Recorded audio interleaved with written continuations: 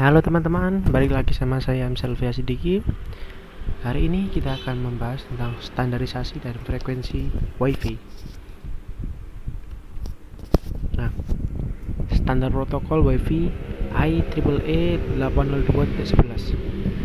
IEEE atau Institute of Electrical and Electronics Engineer adalah grup dari organisasi insinyur yang mengatur standarisasi dalam bidang teknologi informasi. Ya, jadi mereka ini adalah organisasi dari kumpulan insinyur yang mengatur standarisasi dalam bidang teknologi informasi. Setiap standarisasi yang diciptakan memiliki kode tersendiri. Salah satunya adalah standarisasi jaringan wireless yang memiliki kode 802.11. Biasanya kalian mungkin sering baca di spesifikasi HP juga kan banyak, ada yang 802.11 IEEE itu apa sih, IEEE itu apa sih, 802.11 itu apa. Nah, inilah ya, ini definisi dari IEEE 802.11, itu ada standarisasi dari jaringan wireless. IEEE adalah yang mengeluarkan standarisasi tersebut, dan kode 802.11 adalah standarisasi untuk jaringan wireless. Dengan adanya standar ini dimaksudkan agar setiap perangkat memiliki perangkat wireless yang berbeda tetap dapat berkomunikasi meski berbeda vendor. Jadi tujuan kita bikin standarisasi itu, tujuan dari IEEE bikin standarisasi untuk perangkat wireless, agar kalian ketika beda merek, beda vendor, beda perangkat itu bisa berkomunikasi dengan mengikuti standarisasi yang telah ditetapkan. Nah, tujuannya seperti itu.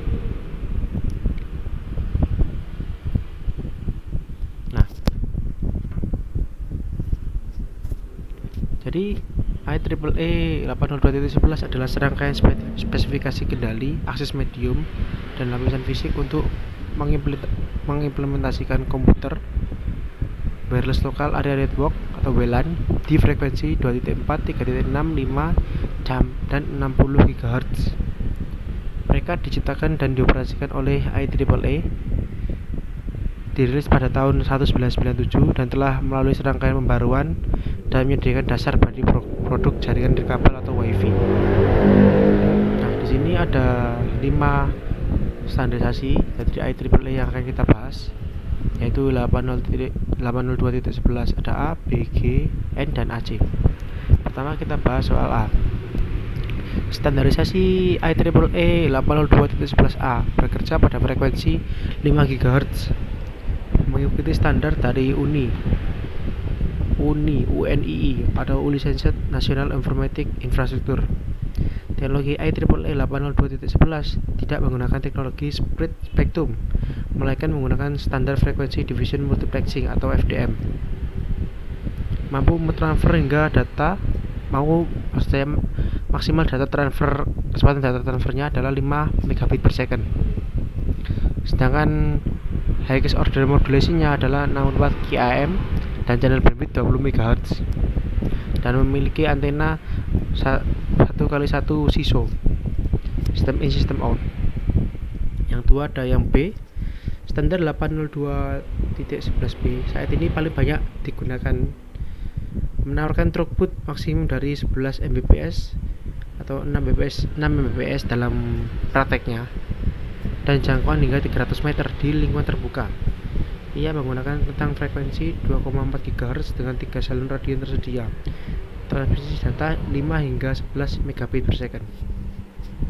Jadi maksimal data transfernya itu 11 megabit, tapi dalam prakteknya dia biasanya cuma dapat 6, ya, dengan frekuensi 2,4 GHz, dan high order modulasinya 11 DCK dengan channel bandwidth 20 MHz dan sama 1x1 SISO, sistem in system out.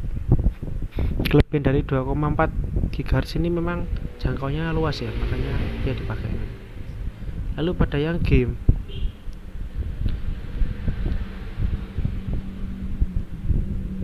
yang G menawarkan bandwidth yang tinggi 54 megabit per second, throughput maksimum 30 megabit per second dalam prakteknya. Jadi meskipun di sini tulisannya 54 megabit per second, tapi prakteknya kalian coba dapat 30 kadang-kadang.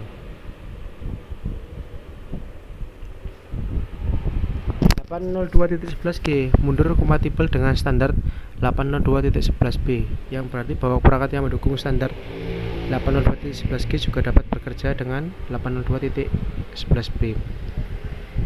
Spesifikasinya sama dengan yang A tadi ya, yang G, tapi dia menggunakan frekuensi 2,4 GHz, tapi dengan reverse modulasinya diganti dengan 64 kAM. Jadi dia punya jangkauan yang luas tapi juga punya kecepatan yang tinggi dibanding yang B.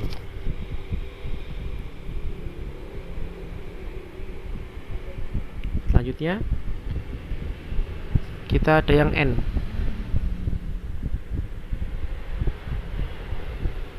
Nah, yang N ini terus dia pada tahun 2009 dia memiliki kecepatan hingga 65 sampai 600 megabit per second. Jadi pada pendahulunya dia melewati maksudnya hingga 10 kali lipat, bahkan lebih 11 kali lipat ya dari pendahulunya. Tapi mungkin dalam praktek kalian nggak dapat segitu ya. Jadi generasi keempat dari standar WiFi ini yang paling populer digunakan. Nah, yang ini, yang sekarang maksudnya, yang tadi kan B kan juga populer, tapi yang dulu. Sekarang kita pakai yang N. Standar 802.11 ini sering dikenal dengan sebutan wireless N, diciptakan untuk memperbaiki standar 802.11g dalam hal jumlah bandwidth yang didukung dengan memanfaatkan beberapa sinyal wireless dan antena, atau kita sebut dengan teknologi MIMO atau antena configuration tadi ya, 4x4 MIMO, multiple in multiple out. IEEE meresmikan standar ini pada tahun 2009 dengan spesifikasi menyediakan bandwidth sampai 300 megabit per second.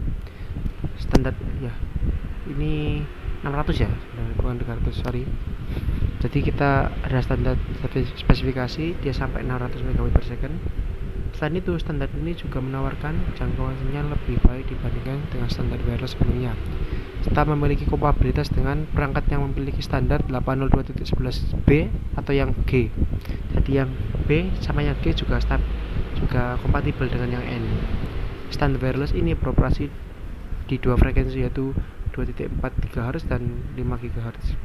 Dan yang terakhir kita yang AC, ada yang generasi kelima, memanfaatkan teknologi wireless dual band, mendukung koneksi bersamaan pada frekuensi 2.4 GHz dan 5 GHz, menawarkan kompatibilitas dengan standar BGN, jadi dia kompatibel dengan B dan G dan N, serta mendukung bandwidth mencapai 78 megabit per second hingga 3,2 gigabit per second. Ya Pak, jadi dia kecepatan paling tinggi dan ini paling sering dipakai sekarang kalau nggak salah ya. Yang sekarang kalian pakai yang ini dengan high gas modulation order, dia pakai 254 kAM. Channel bandwidth ada 4 channel, ada 20, 40, 80 dan 160 MHz, dan antena configuration-nya ada 8x8 MIMO, multiple in multiple out. Nah, selanjutnya ada channel frekuensi WiFi. Lokasi frekuensi sudah diatur dalam regulasi setiap wilayah dan negara. Indonesia untuk keperluan wireless LAN sudah dialokasikan dalam ISM band pada frekuensi 2,4 GHz dan 5 GHz, atau enggak pasti 5 sih sebenarnya, cuma kita bilang 5 gitu aja. Lebih detailnya, untuk 2,4 GHz dibagi dalam beberapa channel dengan lebar channel masing-masing 22 MHz. Begitu juga 5 GHz. Frekuensi 5 GHz juga dibagi-bagi menjadi beberapa channel. Nah, di Indonesia ini tadi yang 2,4 GHz dia dibagi menjadi beberapa channel yang tiap channel panjangnya 22 MHz. Nah, totalnya ada 13 channel. Jadi 13 dibagi 3 ya. Nah, jadi kurang lebih ketika kalian ada di satu tempat, kalian bisa pakai 3 channel yang nggak bakal bertabrakan atau nggak bakal saling mengganggu. Contoh, kalian pakai satu, jadi kalau kalian pakai satu, kalian di tempat lain di sekitar sana kalian harus pakai 6 sama 11 agar tidak saling mengganggu frekuensinya.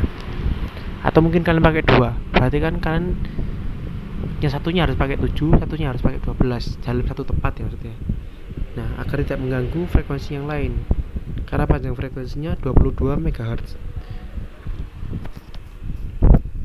Nah, ini yang punya WiFi 5 GHz sama, dia punya pembagian frekuensi lagi, jadi tidak pas di 5 GHz ya sebenarnya, ada 5,8, 5,2, tapi kita biasanya dibulatkan jadi 5 gitu aja. Nah, penggunaan frekuensi dan jenis lingkungan dan kondisi sekitar router akan berpengaruh pada frekuensi yang tepat. Yang pertama, yang membedakan kedua frekuensi tersebut adalah intervensi sinyal. Frekuensi 5 GHz memiliki tingkat intervensi sinyal yang lebih sedikit dari frekuensi 2,4 GHz.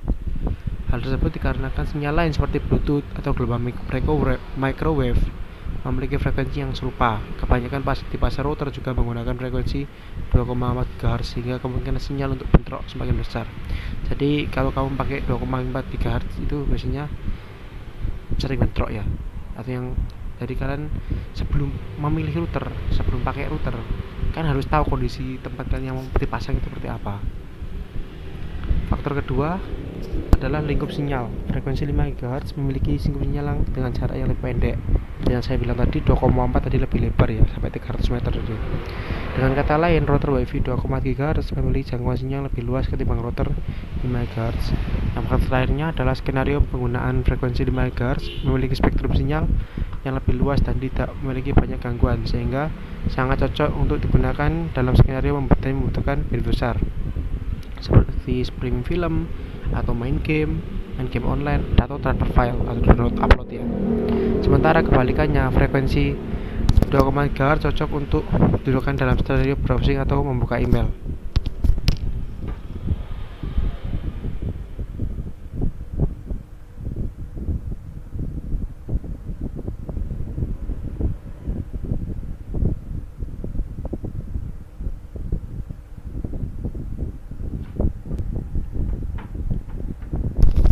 Ada pemilihan band,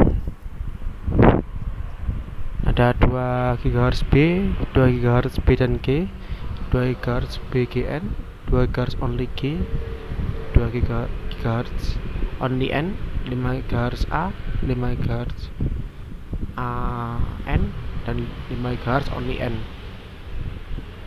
Nah, thank you, terima kasih atas perhatiannya. Sekian dari saya, thank you, see you later.